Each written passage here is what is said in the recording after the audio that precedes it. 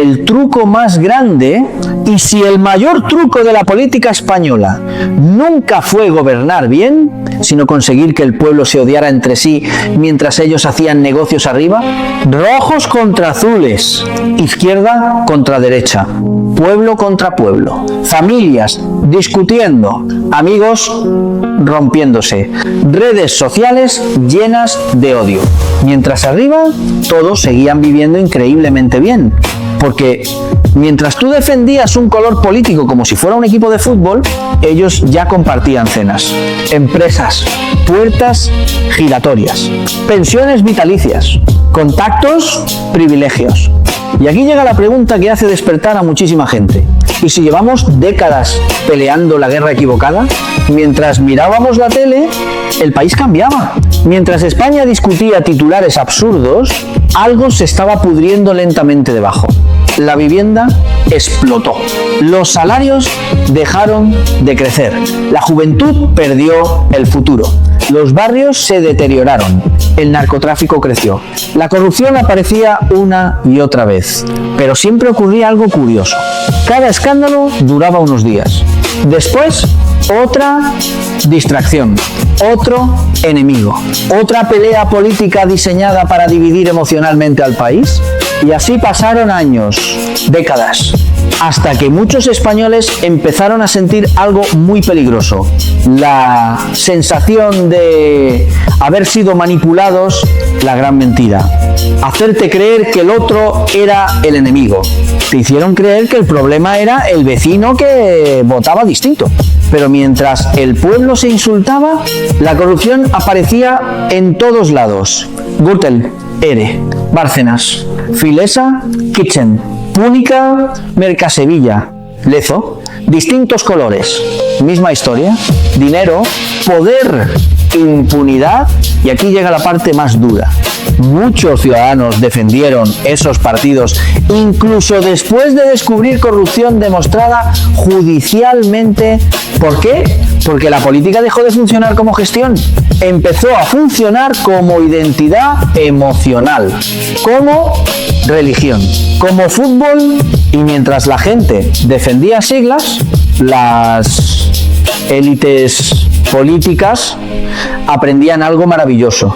Pasara lo que pasara, siempre tendrían una mitad del país dispuesta a justificarles. El pueblo pagando la fiesta.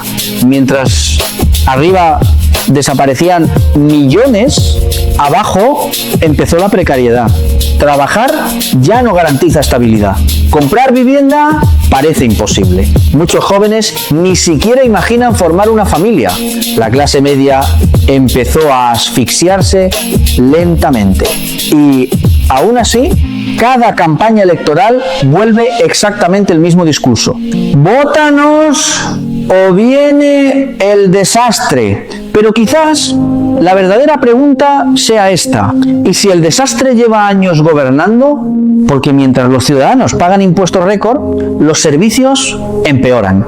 Mientras el pueblo hace sacrificios, la clase política mantiene asesores, privilegios y estructuras gigantescas. Y eso destruye algo fundamental: la confianza. El sistema no quiere ciudadanos despiertos. Un ciudadano enfrentado emocionalmente es fácil de controlar. Un ciudadano cansado es fácil de manipular. Un ciudadano lleno de miedo vota impulsivamente. Por eso todo gira constantemente alrededor del miedo. Miedo al otro partido, miedo al rival ideológico, miedo al colapso, miedo al enemigo inventado. Porque mientras tengas miedo, no haces la pregunta importante: ¿quién se benefició realmente de estas décadas de decadencia? Y aquí aparece algo todavía más incómodo. Quizás los grandes partidos no necesitaban solucionar los problemas. Solo necesitaban administrarlos lo suficiente para seguir ganando elecciones.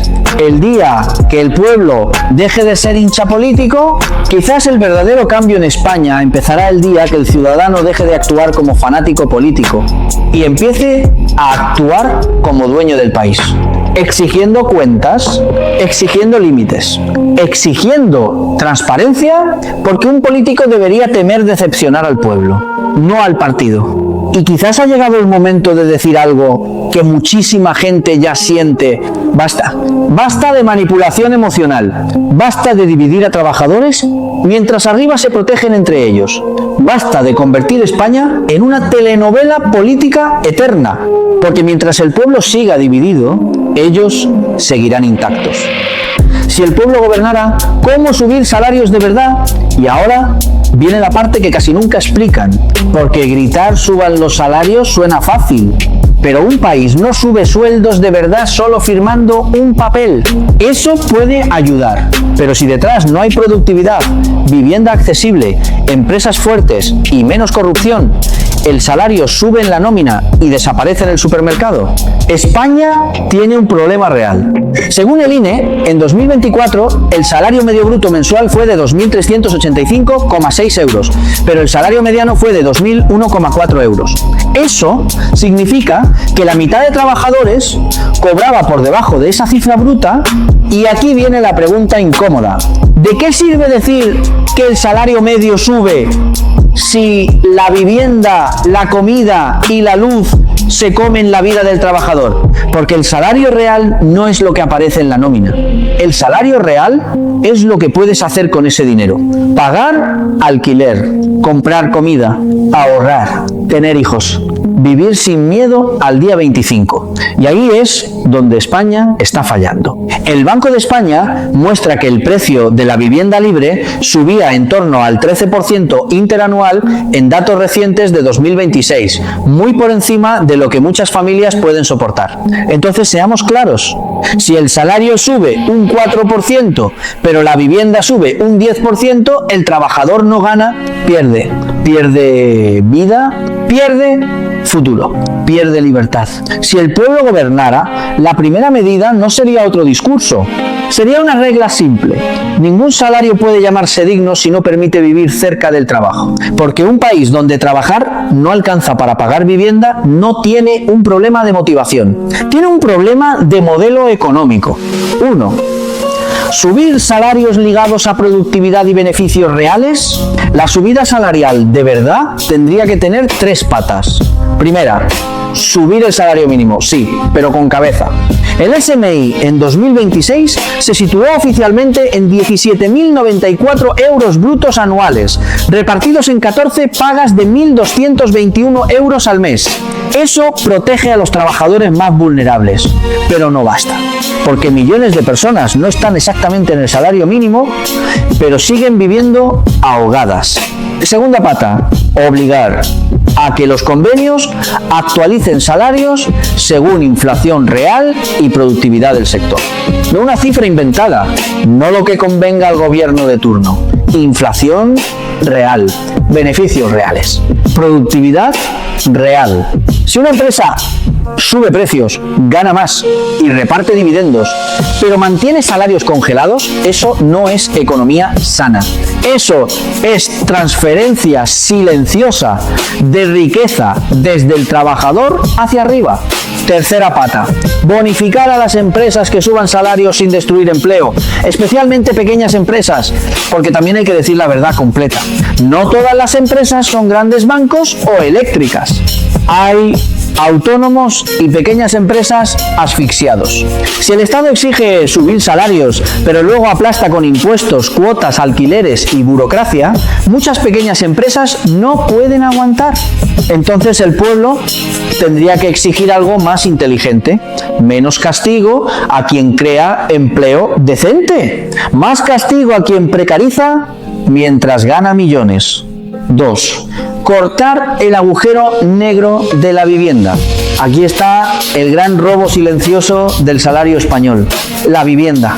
Puede subir 100 euros el sueldo, pero si el alquiler sube 150, el trabajador está peor. Por eso, cualquier política salarial sin política de vivienda es teatro. Si el pueblo gobernara, haría 3 cosas. Primero, construcción masiva de vivienda pública en alquiler. No promesas, no titulares, vivienda real, con objetivos por año, auditoría pública y responsables con nombre y apellido. Segundo, castigar la vivienda vacía especulativa de grandes tenedores, no al pequeño propietario que heredó un piso. Tercero, acelerar licencias y suelo para vivienda asequible donde hay empleo, porque si la gente trabaja en una ciudad pero solo puede vivir a 60 kilómetros, el salario se le va en transporte, tiempo y agotamiento. Y eso también es pobreza. La emancipación juvenil está bloqueada porque el alquiler se está comiendo salarios enteros. Informes recientes han señalado casos donde los jóvenes tendrían que dedicar porcentajes extremos de su sueldo para alquilar vivienda en solitario. Entonces, no nos engañemos. Un joven que no puede irse de casa no es un joven cómodo, es un joven atrapado. 3. Productividad. La palabra que usan para engañarte, pero que también importa. La productividad suele usarse como excusa. Te dicen, no se pueden subir salarios porque España no es productiva. Pero cuidado, esa frase muchas veces es una trampa, porque la productividad no depende solo del trabajador, depende de inversión, tecnología, formación, gestión empresarial, infraestructuras, energía barata, menos burocracia, empresas que compitan en valor, no en pagar poco. Según análisis recientes, la productividad por hora trabajada en España ha mejorado poco desde 2019. FEDEA señalaba un aumento de solo alrededor del 3% desde ese año. Y aquí viene la verdad. Si un país quiere salarios alemanes, no puede tener una economía basada en camareros agotados, contratos temporales, turismo masivo barato y jóvenes cualificados marchándose fuera. No se puede. España necesita producir más valor. Industria, tecnología, energía, agroalimentación avanzada, cuidados profesionalizados, formación profesional fuerte, empresas medianas capaces de exportar, porque subir salarios sin cambiar el modelo puede crear inflación, pero no subirlos y mantener un modelo barato crea pobreza permanente. Esa es la trampa en la que España lleva demasiado tiempo. 4. Cortar corrupción y gasto político inútil. Y aquí entramos en lo que más indigna, porque al ciudadano le dicen que no hay dinero. No hay dinero para vivienda, no hay dinero para sanidad, no hay dinero para jóvenes, no hay dinero para salarios dignos, pero siempre aparece dinero para asesores, para estructuras duplicadas, para chiringuitos, para contratos opacos, para campañas, para rescates mal explicados, para cargos colocados a dedo. Si el pueblo gobernara, exigiría auditoría total del gasto público. Contrato por contrato, subvención por subvención, empresa pública por empresa pública. Y todo publicado en una web clara, simple, entendible para cualquier ciudadano. Porque el dinero público no es del partido, no es del ministro, no es del presidente autonómico, es tuyo. Sale de tu trabajo, de tu IVA, de tu IRPF, de tus cuotas, de cada compra que haces. Y si roban ese dinero, no están robando al Estado, te están robando a ti. Te roban médicos, te roban escuelas, te roban vivienda, te roban futuro. 5. La fórmula real para subir salarios. Entonces, si alguien pregunta ¿cómo se suben salarios de verdad? La respuesta honesta sería esta. 1. SMI digno, pero revisado con datos reales. 2. Convenios ligados a inflación, productividad y beneficios sectoriales. 3. Vivienda más barata para que el salario no se evapore. 4. Menos impuestos al trabajo bajo y medio, compensado cerrando agujeros de corrupción, fraude y gasto inútil. 5. Formación profesional fuerte, conectada con empleos reales. 6. Industrializar y crear sectores de alto valor. 7. Castigar a empresas que viven de precarizar y premiar a las que crean empleo estable. 8. Transparencia total del dinero público. Eso sí sería gobernar para el pueblo. No distraerlo, no dividirlo, no usarlo cada 4 años. Gobernar sería mirar al ciudadano a la cara y decir, tu salario no puede seguir siendo una limosna mientras el sistema entero vive de tu esfuerzo. Ese es el mensaje. No queremos más cuentos, queremos cuentas, no queremos más banderas lanzadas como armas. Queremos nóminas que alcancen, no queremos más telenovelas políticas. Queremos soluciones medibles. Y si no son capaces de darlas, entonces quizás el problema no sea que España no tenga recursos. Quizás el problema es que demasiados recursos llevan años cayendo en las manos equivocadas. No es izquierda contra derecha. Quizás el verdadero conflicto nunca fue izquierda contra derecha. Quizás siempre fue algo mucho más simple. Los de arriba contra los que pagan las consecuencias abajo. Y el día que millones de españoles entiendan eso al mismo tiempo, la política española cambiará para siempre.